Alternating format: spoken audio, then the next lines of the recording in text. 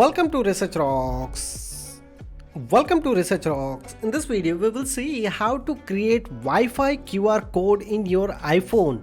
iOS 18 are introducing these features by default in your iPhone. How to use, where is available.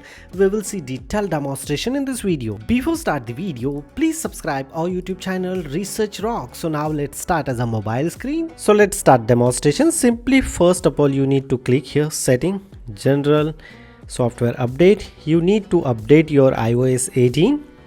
Go back, and after that you need simply search here in the password application.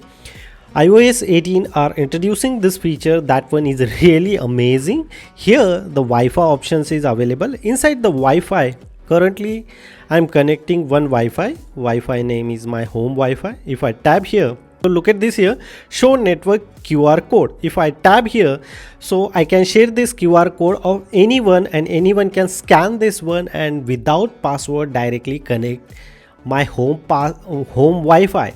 This is a simple tips and trick. No need to share anyone your password. You just simply show it to them.